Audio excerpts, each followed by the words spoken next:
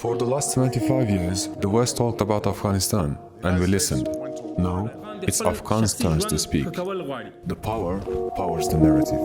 Let's examine what they are saying with their actions. Before going through the timeline of the events after the Taliban takeover, let's take a quick take on the country after the US and her allies finished the invasion. The country has been at war since 1979. GDP $14.5 billion. GDP per capita $356. 75% of the government budget was foreign aid. The foreign aid disappeared by the day the Taliban took over Kabul. 57% of its population needs urgent food assistance. 97% of Afghans were at risk of falling into poverty by mid-2022. 78% of the country's electricity is imported. 35% of the population has electricity access. 10% of imports are covered by exports only. Access to clean drinking water, 55%. 3.5 million to 3 million drug addicts, 3.5 million IDPs, and 2.6 million refugees abroad. Lastly, the US airlifted 165,000 Afghan citizens to their countries, including engineers, teachers, interpreters, media workers, and managers. There is no other country on the planet which is left in a war situation, a dire situation. We probably can't see worse than this. Let's look into the significant events in 3 years of Taliban rule.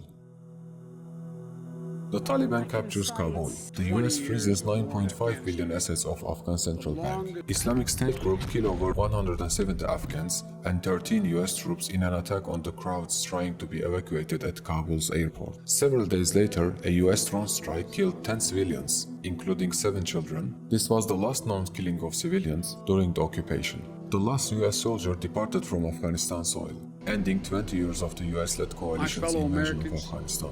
The Taliban announced the formation of an interim government, made up entirely of Taliban figures, despite international pressure for greater diversity. Checkpoints have been removed and the people began to travel securely between provinces. On the day high schools opened, the Taliban banned girls above the 6th grade from attending schools. Taliban began the construction of Koshtepe Canal, which is their first mega project. 285-kilometer length of the canal to divert the Amu Darya River's water to transform 550,000 hectares of land into agricultural lands. Supreme Leader Hibatullah Akhundzadeh announced a complete ban on drug cultivation and an immediate order to destroy its existing fields. This has resulted in a 95% down in production in 1 year. Taliban's strategy to treat the existing drug addicts is to detain them in treatment centers and not release them until they get rid of the addiction.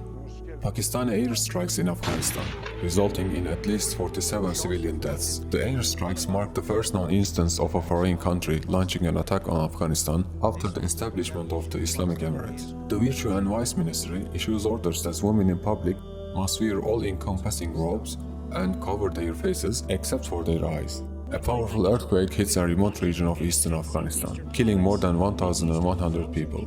A detailed report published by Accept explains how the Taliban's government ended corruption in the country and maximized tax collection in a very short time. The second phase of the Kajaki power dam is finished. Its capacity increased from 51 megawatts to 151 megawatts. This investment came from a Turkish private company.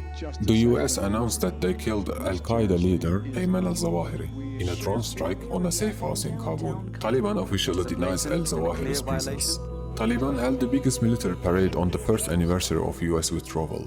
The Taliban lashed 19 people, including alleged adulterers, in the first public flogging since the return to Taliban rule. The Taliban banned Afghan women from working with national and international NGOs. Taliban-led administration has signed a contract with a Chinese company for oil extraction. $540 million will be invested in 3 years.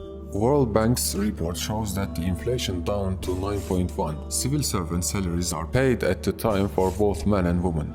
Afghani exchange rate remains substantially stable. Bakhshabad Dam's construction begins with an estimated cost of $430 million. The dam has a 27 megawatt capacity and it will be used to irrigate 100,000 hectares of land. A Turkish company signed an agreement with the Taliban government to build 200 megawatt capacity wind turbines. Afghanistan's current installed electricity generation capacity is 500 megawatts. The Taliban ordered beauty salons to shut down. for offering un-Islamic services like eyebrow shaping. The infamous Salang Tunnel's reconstruction has begun. The 2.7-kilometer long Salang Tunnel is 3,000 meters above sea level. The 2-year plan consists of the construction of the tunnel and 80 kilometers of connecting legs. 480 kilometers long Kabul-Kandahar highway's reconstruction has begun. This road is known for the most fierce fights between the Taliban and the US-led coalition. Border clashes between Iranian and Afghan troops erupted between both sides over a water dispute. After a brief clash, the two sides de-escalated the situation, and several people got killed or injured from both sides. The first new phase of the new Kabul city's construction has begun, a new city in the northeast of Kabul. The project aims to accommodate 3 million inhabitants, providing a substantial solution to the rapidly growing population's needs in the capital. The city is strategically planned to unfold in 2 main stages over 30 years. Taliban announces 7 mining contracts worth $6.5 billion. English, Iranian, Turkish, and Chinese companies were among the contractors. The Wakhan Corridor Road construction has begun. 350-kilometer long Wakhan Corridor Road connects Afghanistan to China directly.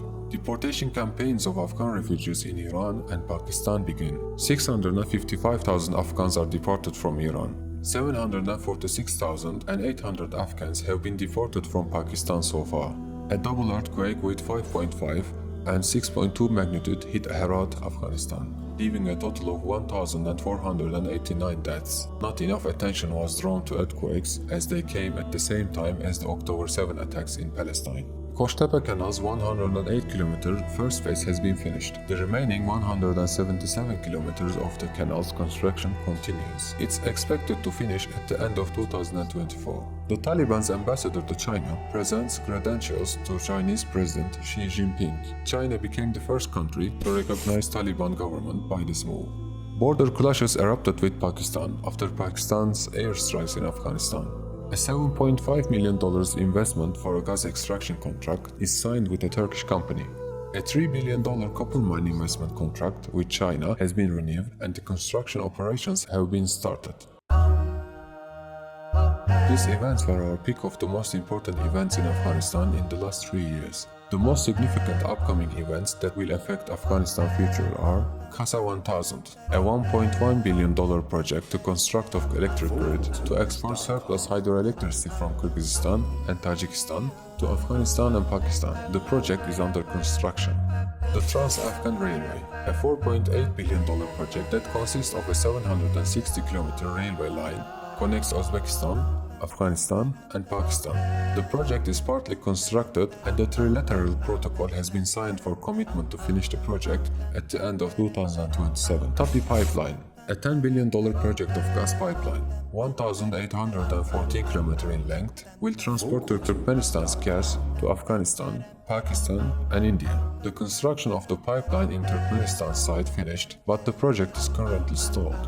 The new Kabul city, Koch-Tepe Canal, new Silk Road. The national optimism that comes from these projects aside, Afghanistan is a third world country with abundant natural resources and a strategically favorable location, and it's in dire need of large-scale infrastructure projects. Despite its potential, Afghanistan has remained one of the poorest nations in the world, largely due to foreign invasions, prolonged conflict, widespread corruption, and the lack of effective management. It's interesting to examine a country that was the only nation that defeated all 3 superpowers of the last century. They deserve to be the proudest, proud and poor.